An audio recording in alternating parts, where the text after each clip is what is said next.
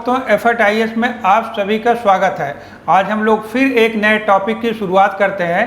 Topic काफ़ी interesting है क्योंकि मानसून से जुड़ा हुआ टॉपिक है।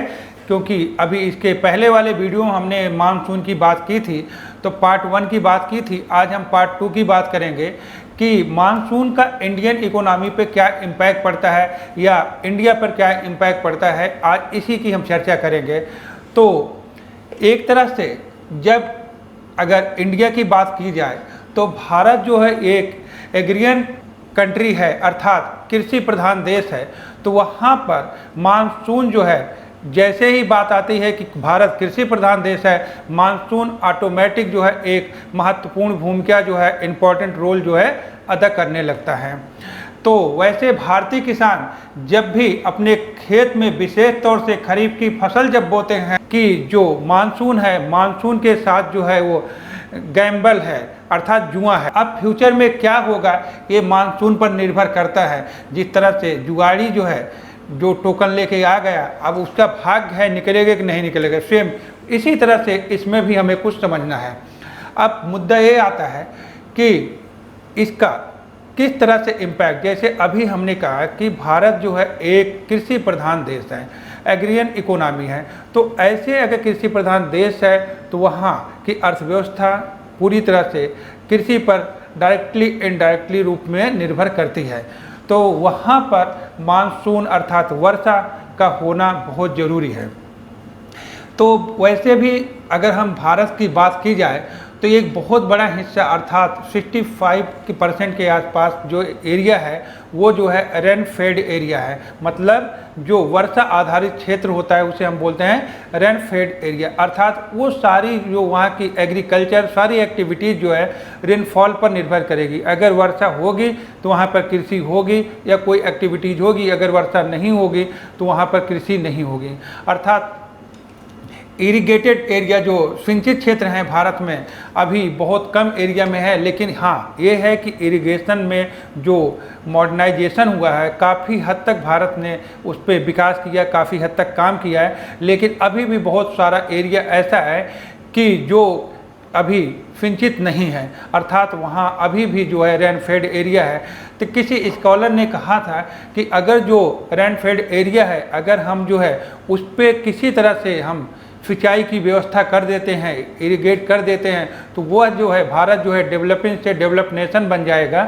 यह कोई अतिशयोक्ति की बात नहीं है, क्योंकि बहुत बड़ा एरिया है हमारा कि जहां पर हमारा प्रोडक्शन बहुत कम हो पाता है। सब कुछ मानसून पर निर्भर करता है। अब हम लोग बात करेंगे इसके बाद जो है कि कहीं ना कहीं जब मानसून जो है जब आएगा तभी कृषि होगी। तो कृषि के या इकोनॉमी के इर्द गिर्द जो है मानसून जो है एक धुरी की तरह काम करता है। अर्थात जब मानसून आएगा तो कृषि का प्रोडक्शन अच्छा होगा, तो कृषि के जब प्रोडक्शन अच्छा होगा तो हमारी इकोनॉमी अच्छी होगी। तो यहाँ पर हम इसका जो प्रभाव पड़ता है, कृषि पर क्या प्रभाव पड़ेगा, तो यहाँ पर हम देखते हैं कि कृषि पर भारत को अगर कहा जाए तो एग्रीकल्चर जो है एक तरह से भारत में बैकबोन का काम करते हैं इंडियन इकोनॉमी के लिए। क्योंकि डायरेक्टली और इनडायरेक्टली रूप से 60% पॉपुलेशन एंगेज जो होती है वो एग्रीकल्चर से है। और जीडीपी में अभी जो पिछला जो बजट आया है, मतलब इकोनॉमी सर्वे का जो है 2020-21 के डाटा के अकॉर्डिंग टू 20% के आसपास जो है जीडीपी का जो है 20% जो है योगदान है जीडीपी में एग्रीकल्चर के। ये 17 ईयर्स के बाद ऐसा हुआ है कि जब एग्रीकल्चर में जीडीपी का जो कंट्रीब्यूशन है वो 20% है। क्योंकि इसके बीच में जो है वो 14-17 इसी के आसपास में बना रहा। तो ऐसी स्थिति में कृषि एक बहुत ही इम्पॉर्टेंट रोल जो है अदा करती है। और यहाँ पर कृषि को सर्वाइव मतलब अच्छी बनाए रखने के या प्रोडक्टिविटी अच्छी बनाए रखने के लिए पानी का होना ज़रूरी है। और पानी के लिए अर्थात इरिगेशन की ज़रूरत है। इरिगेशन के लिए मानसून का अच्छा होना ज़रूरी है। अदरवाइज़ क्या होगा कि अगर इसका मानसून पॉजिटिव है तो अच्छा प्रोडक्शन होगा और सब कुछ अच्छा पॉजिटिव होगा, फेवरेबल होगा। और अगर मान लो कि मानसून ख़राब हो जाता है तो प्रोडक्शन कम अच्छा होगा, तो ऐसी स्थिति में क्या हो गया कि वस्तुओं की कीमतें बढ़ जाएंगी और इंडस्ट्री पर भी काफ़ी इम्पैक्ट पड़ेगा। मानसून अच्छा नहीं होगा तो जो एग्रीकल्चर से जुड़े इंडस्ट्री हैं उनकी मार्केट जो है वीक हो जाएगी, अर्थात उनका जो प्रोडक्शन है वो जो है सेल हो नहीं पाएगा। और दूसरे की जो एग्रीकल्चर से जुड़े रॉ मटेरियल जिनको चाहिए उनको भी रॉ मटेरियल नहीं मिल पाएगा। तो ये सारा इम्पैक्ट पड़ेगा यहाँ पर एग्रीकल्चर का अगर प्रोडक्शन कम हुआ तो। इसके बाद हम लोग बात करते हैं ट्रेड पर क्या इम्पैक्ट पड़ेगा, बैलेंस ऑफ पेमेंट पे क्या इम्पैक्ट पड़ेगा, क्योंकि इंडिया में काफ़ी योगदान रहता है एग्रीकल्चर का एक्सपोर्ट पर। तो वैसी स्थिति में बैलेंस अगर जब मानसून अच्छा होगा तो निश्चित रूप से हमारा एक्सपोर्ट ज़्यादा होगा। तो एक्सपोर्ट जब ज़्यादा होगा तो हमारा बीओपी बैलेंस ऑफ पेमेंट अच्छा रहेगा। और अगर मान लो कि इधर मानसून अच्छा नहीं हुआ, एग्रीकल्चर का प्रोडक्शन अच्छा नहीं हुआ, फिर हम एक्सपोर्ट अच्छा नहीं कर पाए। जब हम एक्सपोर्ट अच्छा नहीं कर पाएंगे तो हमारे बैलेंस ऑफ पेमेंट पर निगेटिव इम्पैक्ट पड़ेगा, विशेष तौर से करंट अकाउंट। और करंट अकाउंट हमारा ऑलरेडी जो है डेफिसिट में है, घाटे में है, तो वहाँ पर जो है एक निगेटिव इम्पैक्ट पड़ेगा। और साथ में जो हमारे वहाँ के फॉरेनर जो ग्राहक जो हैं, जो हमारे एक्सपोर्टर के साथ जुड़े हुए हैं, वो जो है किसी न किसी कंट्री के साथ ऑप्शन के रूप में चुनेंगे, तो वो भी एक हमारे लिए निगेटिव माना जाएगा, क्योंकि फ्यूचर में फिर उनके साथ जो है बिजनेस करना बड़ा मुश्किल काम हो जाएगा इनके लिए। साथ ही में क्या होगा कि जब प्रोडक्शन कम होगा तो एक्सपोर्ट भी हमारा कम होगा। तो गवर्नमेंट के ऊपर जो है ऐसी कंडीशन में जब कृषि का प्रोडक्शन कम हुआ है तो सब्सिडी वगैरह ज़्यादा या एनपीए ज़्यादा हो जाएगा, उसको इसे माफ़ करना पड़ जाएगा। और जो ड्रॉट एरिया, सूखा ग्रसित एरिया घोषित किया जाएगा तो वहाँ पर बहुत सारा फंड देना पड़ेगा। तो इसलिए भारत के जो फिस्कल डेफिसिट है और रेवेन्यू, इन दोनों पर जो है निगेटिव इम्पैक्ट पड़ेगा, फिस्कल पर भी और रेवेन्यू पर भी, दोनों पे निगेटिव इम्पैक्ट पड़ेगा। इसके बाद जो है अब जो फूड सप्लाई है, अगर मानसून अच्छा है तो फूड सप्लाई अच्छी बनी रहेगी, अगर मानसून अच्छा नहीं है तो फूड सप्लाई पर भी इम्पैक्ट पड़ेगा। तो यहाँ पर जब फूड सप्लाई जो चैन है, अगर जो प्रोडक्शन है उसका उत्पादन कम हुआ तो पीछे से जब सप्लाई नहीं हो पाएगी तो वो जो फूड है, वो खाद्यान्न जो वस्तुएं हैं वो काफ़ी महंगी हो जाएंगी। महंगी होने की वजह से इन्फ्लेशन बढ़ेगा। इन्फ्लेशन को कम करने के लिए जो सेंट्रल बैंक है वो रेपो रेट को बढ़ाएगी। जब रेपो रेट को बढ़ाएगी तो बैंक रेट महंगा हो जाएगा, फिर जो है मार्केट में इंटरेस्ट रेट भी महंगा हो जाएगा। वैसी कंडीशन में जो बिजनेसमैन है कम लोन लेंगे और कम जो है वो बिजनेस करेंगे, कम जो है इकोनॉमिक ग्रोथ हो पाएगा।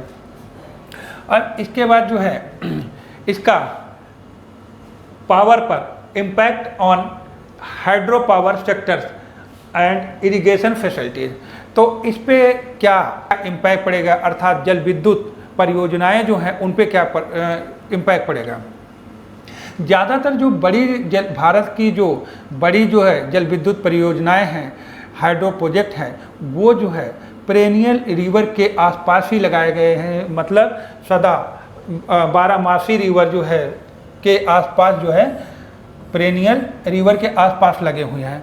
और जब मानसून नहीं आएगा, अर्थात मानसून वीक पड़ेगा, तो वैसी स्थिति में जो है इनको जल स्तर कम हो जाएगा इनका, और जो है इलेक्ट्रिसिटी का जो प्रोडक्शन है वो भी कम होगा। और जब इलेक्ट्रिसिटी का प्रोडक्शन कम होगा तो इससे क्या होगा कि इरिगेशन की जो फैसिलिटी है, सुविधाएं हैं, वो भी कम हो जाएंगी धीरे धीरे। तो एक ये भी इम्पैक्ट पड़ेगा। उसके बाद इम्पैक्ट ऑफ रूरल इकोनॉमी। तो विशेष तौर से जो एग्रीकल्चर होता है इंडिया में वो मैक्सिमम जो है ग्रामीण क्षेत्रों में होता है। तो ग्रामीण क्षेत्रों में होने की वजह से क्या होगा कि ग्रामीण क्षेत्रों में जो लोग रहते हैं वो मैक्सिमम पॉपुलेशन आज भी जो है भारत की ग्रामीण क्षेत्रों में रहती है। तो जब वहाँ की इकोनॉमी है डायरेक्टली और इनडायरेक्टली रूप से वो एग्रीकल्चर पर निर्भर है, तो वहाँ पर जब प्रोडक्शन नहीं होगा तो उनकी जो अर्थव्यवस्था है, उनकी इकोनॉमी है जो वो ख़राब होगी। तो इससे जो है उनकी जो डिमांड जो पक्ष है, जो मांग है वो जो है धीरे धीरे डिक्लाइन होगी, और साथ में बैंकों से जो लिया गया लोन है वो भी वापस नहीं कर पाएंगे, तो बैंकों के लिए भी एक निगेटिव इम्पैक्ट पड़ेगा, वो एनपीए घोषित हो जाएंगे और उसका जो है उनके फ्यूचर पे भी निगेटिव इम्पैक्ट पड़ेगा, क्योंकि जो है आजकल सिविल खराब हो जाएगा उनका आगे चलकर। तो ये जो है एक निगेटिव इम्पैक्ट पड़ेगा वहाँ की इकोनॉमी डिमांड के लिए, और जब वहाँ की डिमांड कम होगी तो हमारे जो है जो कंज्यूमर प्रोडक्ट हैं उनकी भी डिमांड कम हो जाएगी, फिर जो है प्रोडक्शन पे भी इम्पैक्ट पड़ेगा, फिर एम्प्लॉयमेंट पर भी वहाँ पर इम्पैक्ट पड़ेगा। तो इस तरह से जो स्थिति बनी रही।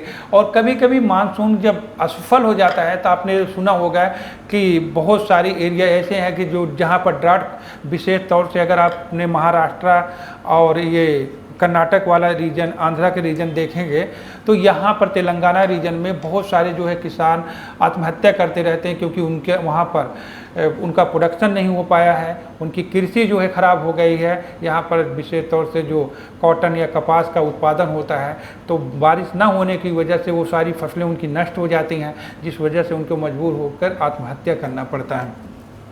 फिर लास्ट निष्कर्ष ये हमारा है कि एक कहावत है कि जल ही जीवन है, हमें उसे नहीं भूलना चाहिए। वो चीज़ यहाँ पर इम्प्लीमेंट होता है कि अगर भारत की इकोनॉमी जो है अच्छी बनाए रखना है और तो जल का होना ज़रूरी है, और जल का अगर होना ज़रूरी है तो मानसून का होना ज़रूरी है, क्योंकि अगर मानसून नहीं होगा तो जो हमारा ग्राउंड टेबल है वो भी धीरे धीरे डिक्लाइन होने लगेगा, अर्थात जो है भूमिगत जो जल है उसका लेवल भी धीरे धीरे डाउन होने लगेगा। तो इसलिए जो है मानसून का होना जो है भारतीय कृषि के लिए एक उसी तरह से है जैसे व्यक्ति को जीवित रहने के लिए उसे रक्त की ज़रूरत होती है, उसी तरह से भारतीय इकोनॉमी को, इंडियन इकोनॉमी को हेल्दी बनाए रखने के लिए इंडियन मानसून का होना बहुत ही ज़रूरी है। तो इसके बाद ये हमारा टॉपिक समाप्त होता है। इसके बाद जब हम मिलेंगे एक किसी न किसी नए टॉपिक के साथ फिर मिलेंगे। Thank you.